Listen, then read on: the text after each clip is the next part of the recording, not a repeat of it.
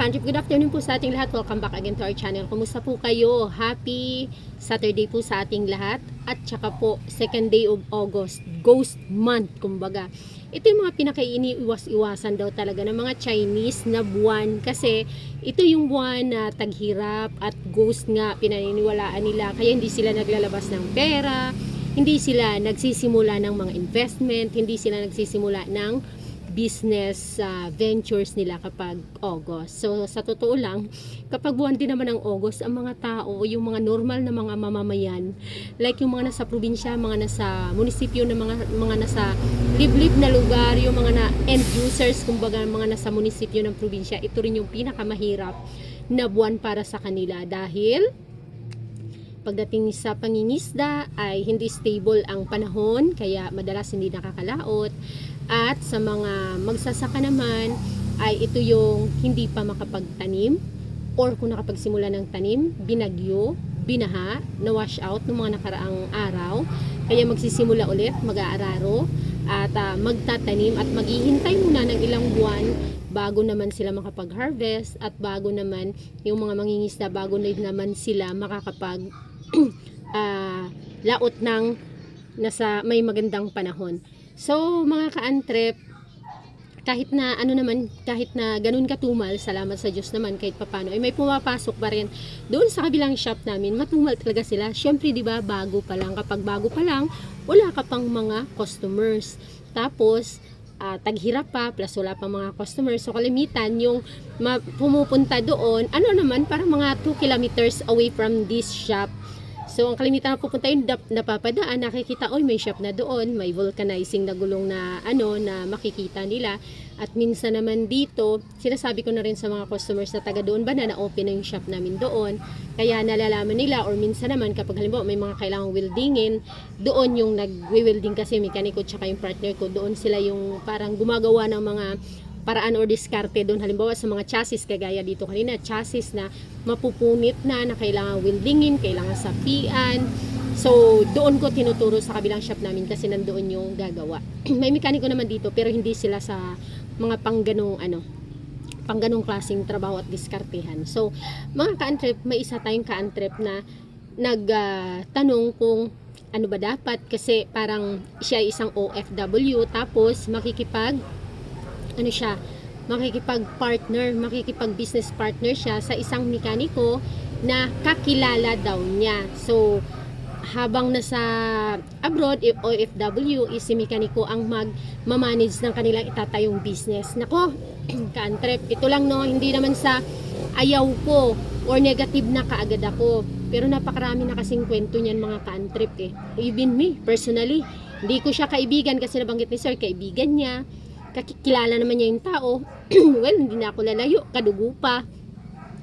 Pero kasi may kinalaman, may involved na pera, may involved na management, may involved na negosyo. So hindi maiiwasan dyan yung inggit, hindi dyan maiiwasan yung iisipin mo, bakit parang mas mas lamang ako, bakit parang mas lamang siya, bakit parang mas lugi ako, parang marami akong tinrabaho kaysa sa kanya, ay siya pera lang naman ang ambag niya, wala siya dito. Tapos pagdating sa mga decision makings mga ka-antrep, kung sino ba talagang dapat mag-decide, kasi may ka-antrep na rin tayo way back mga ka-antrep, siguro mga 2000, katatapos pa lang ng pandemic, kasi umuwi nga, tapos nag-shop, tapos may ka-partner, tapos umalis, tapos naiwan si ka-partner.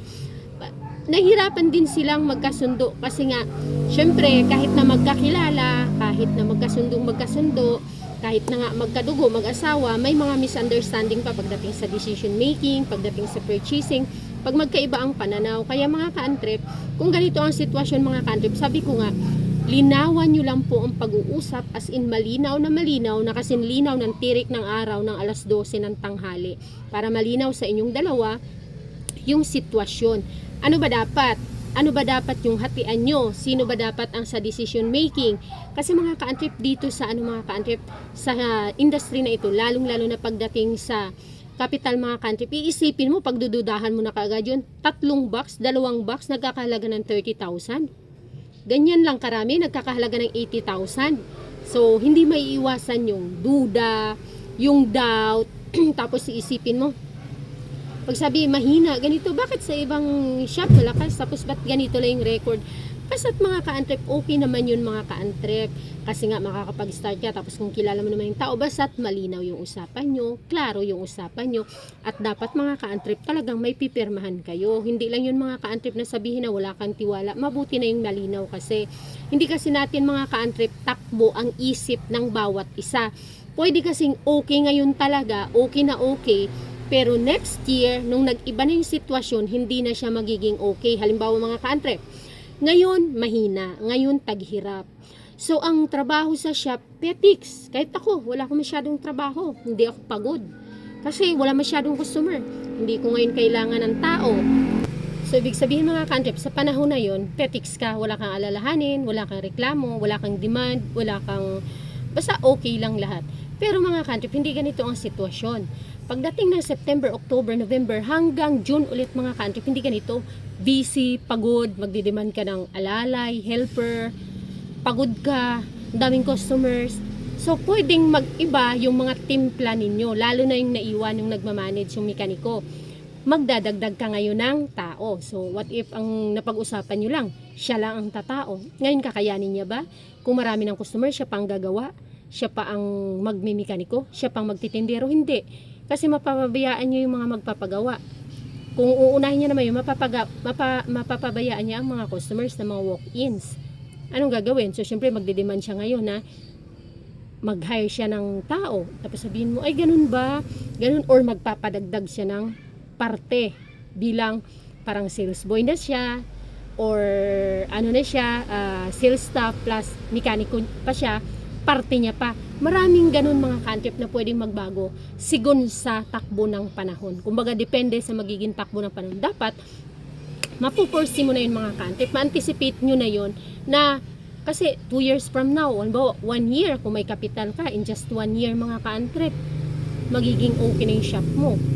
And then, wala pa 1 year, kung gusto mo na lumago ang shop mo, kailangan mo maglalabas ng dagdag na kapital. What if makaramdam ka ng ang dami na nating nailagay dyan. Wala pa yung ROI, ganun. Okay ba yung pero siya kumikita kasi syempre, mekaniko siya. O, tulad yan, sa labor mga ka-antrep, dahil kung siya ang magmekaniko, alam mo ba kung magkano ang singilan? What if i-declare niya? Hindi naman sa pinapangunahan at sinisiraan ko si magiging mekaniko mo or partner ha, pero ito po ang realidad at totoo. Ito po, kailan lang nangyari ito? Kailan lang nangyari na may mekaniko nga sa ibang shop nang galing for 12 years, hindi nila alam kung magkano ang kinikita nila in a month. Dahil hindi sila daily binibigyan ng record at hindi sila binibigyan at the 50th or 30th of the month ang record kung magkano ba yung labors talaga nila, kung magkano kinikita nila dahil ang shop owner ang nagsisingil ng labor. Ngayon mga ka-antrep, dito sa akin ang patakaran ko, everyday kami may listahan ko anong labor, anong ginawa nila, nakalista yan, nakatotal. Ibibigay ko sa kanila yung kanilang kinita minus the 20% na parte ng shop, take home nila yan. So what if dumating point na mga ka-antrep, may dumadating tayo na mga pagkakataon na maraming mga sulsul. So what if may magsabi, ang dami-daming kita ng ang dami-dami. What if ang i-declare niya dyan sa isang buwan na kita ng shop 50,000 lang, pero ang realidad nasa 70,000. Diba? Kasi hindi mo naman alam, wala kang alam. So dapat yun, naka black and white yun mga ka-antrep. Ma-anticipate mo mga ka-antrep yung mga ganong klaseng mga mangyayari or mga magaganap sa inyong shop. Kaya dapat malinaw yun kasi mga ka-antrep, ang dami nang nag-away dyan, marami nang nasirang mga magpinsan, ano nga tawag dyan? Yung magkaigso ba? Nanbawa, ninong ko yung yung anak niya, kami magka-partner, marami na, may magkapatid pa, may magkaibigan. Kaya pag-isipan mo mabuti mga ka-antrep. Okay din naman yun na may partner ka na dito, at least nagsisimula na or nag-ooperate na, pero dapat malinaw at na-anticipate nyo yung future or yung mga mangyayari in the next 2 years mga ka-antrep. Kasi ngayon wala pa yan. On your first year or on your 6 months, wala pa yan. Petics pa yan, okay pa yan. Pero pag lumipas ay 1 taon, papasok ka na sa second year or after 2 years, dyan na magkaroon ng matinding pagbabago mga ka-antrep. So sana nakatulong itong pinag-usapan natin ngayong hapon. Please like at pa-comment po kung mayroon kayong gustong mapag-usapan natin dito. Bye! See you in my next video!